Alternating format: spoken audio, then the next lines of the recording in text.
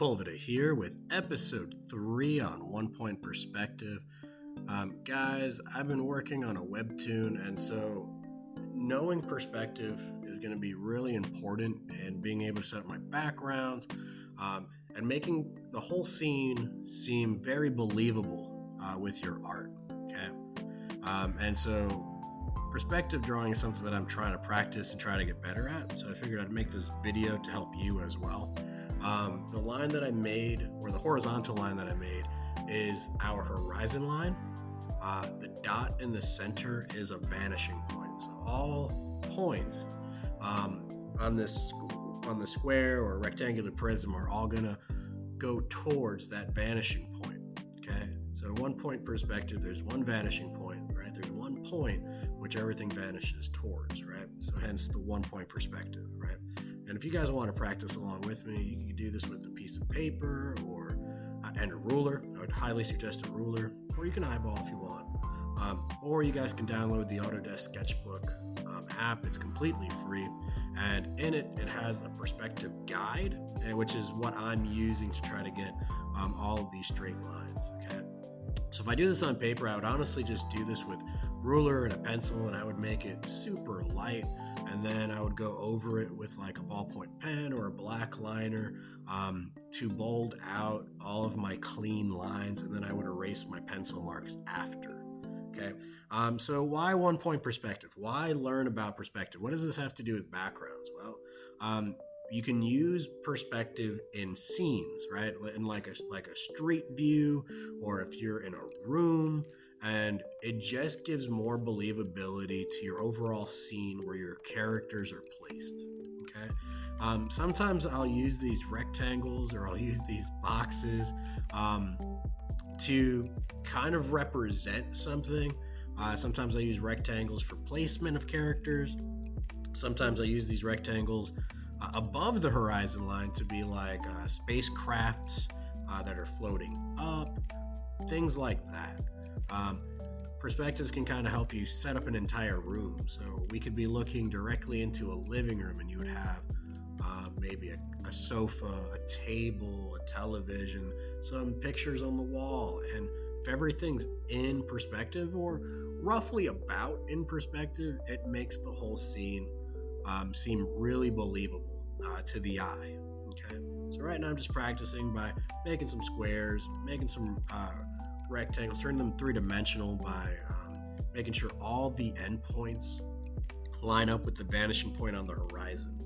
I would also ask you guys, if you're practicing around like I am, to move the horizon line. What happens if you move the horizon line up? What happens if you move it down? What happens to the overall image? Not even just the horizon line. What happens if we move our vanishing point, right? Right now on the screen, I'm just kind of coloring my sides the same color, the front squares and rectangles the same colors, and the bottoms a different color as well, so you can kind of see what that looks like. In this next example that I'm going to try out, I'm just raising the horizon line. My vanishing point's still in the center. It doesn't always have to be. But I am just kind of messing around by making some rectangles scattered throughout. This tool on Autodesk Sketchbook Pro, this perspective tool, makes it really easy, makes it really quick for me to be able to place down all of these squares and rectangles and try to get my points all the way to that vanishing point. And so you can kind of see, like, this could be like a city from a certain view, right? You could have a hero flying. Those 2 rectangles I'm making up top can be a spot where I could have some aircrafts flying.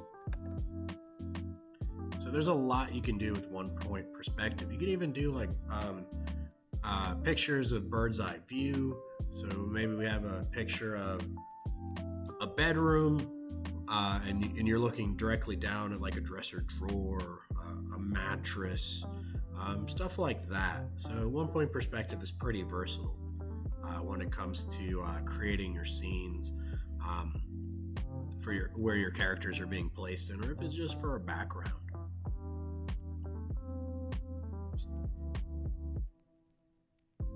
So I'm just trying to wrap up where all these little 3-dimensional cubes and rectangular prisms are going to be. Then I'm going to color them in. And then I'm going to go back to the sketch you saw at the beginning. It's a scene that I have in my webcomic where I'm trying to place my characters on and trying to make sure that the background and the scene all seems believable in the sense that everything is going towards the same vanishing point. So that'll be right after this. And at any time, guys, if you need to slow this video down or go backwards so that you guys can get your own practice in, please feel free.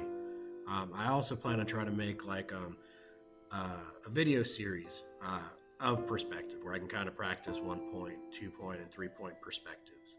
Okay. So here we go. This is the scene that I made for my web comic, and I'm trying to find out where I'm going to place that. Find out where I'm going to place that horizon line, and all the other parts around it, right? Like the tables, the screens, the wall, the board in the background. I'm trying to make sure everything's in the same, I guess, realm, or the same, occupying the same physical space, if you will.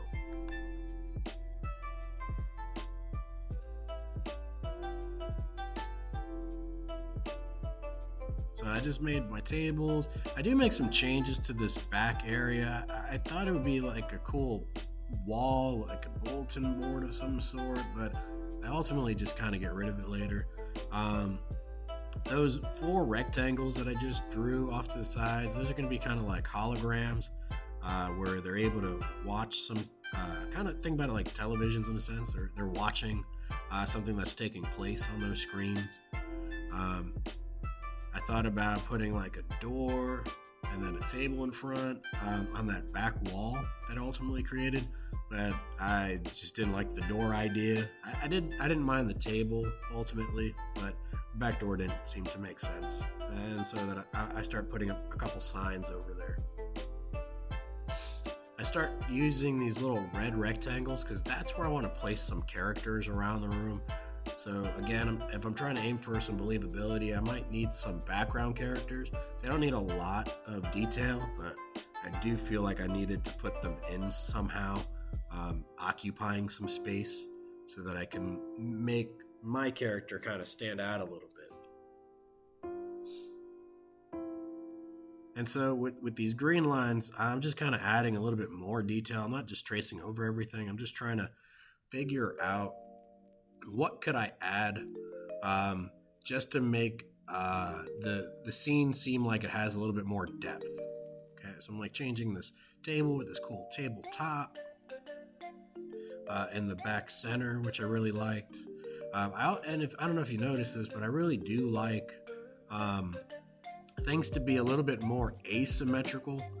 I know with the 4 little rectangles up top, it doesn't seem that way, but the 2 tables are definitely shaped differently, which I think helps out a little bit. It kind of makes one a little bit more pleasing than the other, I think, where your eyes get drawn a little bit more somewhere else.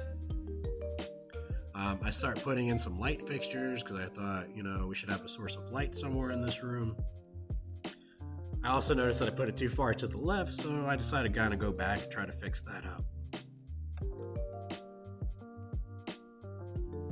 So here I am fixing up those light fixtures. And then I'm going to try to give them some depth as well by kind of carving out the interior of them a little bit. I think it just makes it a little bit more visually appealing, give it a little bit more aesthetics than just to leave it as flat rectangles. And then ultimately we're nearing towards the end. I didn't realize this until after I was done with this video, but I definitely need to make some adjustments on this main character right here. I didn't want to go into full detail, but I did want to, when I was drawing a silhouette, I realized that he should be a little bit taller maybe.